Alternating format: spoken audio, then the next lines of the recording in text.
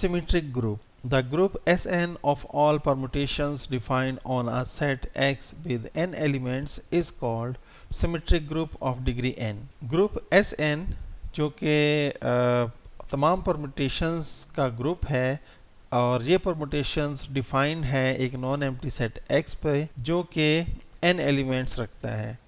तो इस ग्रुप को आप सिमेट्रिक ग्रुप कहेंगे। तो सिमेट्रिक ग्रुप जो है वो ग्रुप ऑफ परमुटेशन को आप सिमेट्रिक ग्रुप कहते हैं। सिंपल वर्ड्स में ग्रुप ऑफ परमुटेशंस को सिमेट्रिक ग्रुप कहा जाता है। अगर हम एक मिसाल के तौर पे आप यहाँ n को आप 3 पुट कर लें तो हम S3 को देख लेते हैं। अब S3 में जाहिर सी बात है जो हम आपके पास जो सेट है X उसमें 3 एलिमेंट्स होंगे, आप 1 2 3 कह लें या A B C कह लें।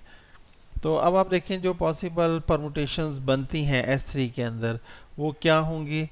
वो एक तो ये कि 1 2 3 1 1 पे मैप हो रहा है, 2 2 पे, 3 3 पे। दूसरा आप ले लें कि 1 2 3 हमने यहाँ पर 1 को फिक्स किया हुआ है। अच्छा, अब 2 3 बचा था, इनकी जगह चेंज करें 3 2। तीसरी परमुटेशन जो है 1 2 3। अब यहाँ पे याद रखें पहली रो चेंज नहीं होती, 1 2 3 ही लिखा जाएगा। सेकंड रो चेंज होती है। सेकंड रो में पहले हमने 1 को फिक्स किया फर्स्ट प्लेस पे और 2 3 को लिखा और इनको इंटरचेंज किया।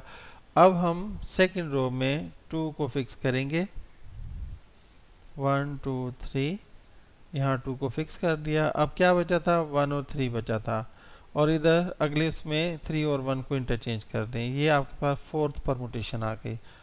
अब 1 2 3 1 2 3।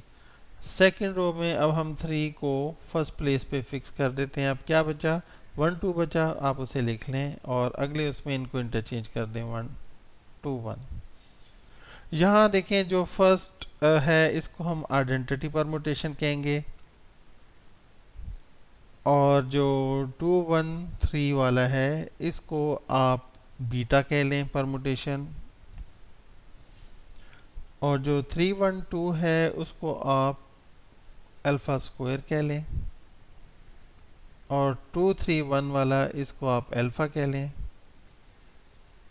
और जो 3 2 1 इसको अल्फा स्क्वायर बीटा कह लें, और 1 3 2 जो है उसको आप अल्फा बीटा कह लें।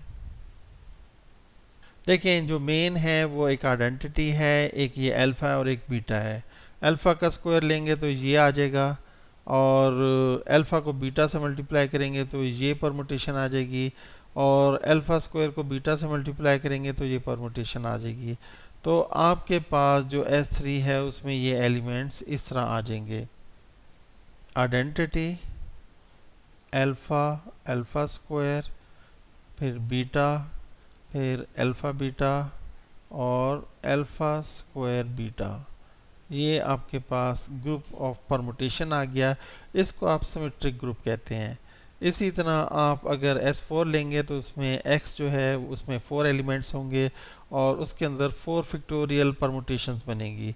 इसमें 3 फैक्टोरियल बनी, 3 फैक्टोरियल 6 होता है तो 6 बनी। इसी तरह आप बाकी जो S3 है, S4 है, S5 है, उस तरह बना के आप उनकी परमुटेशन को चेक कर सकते हैं।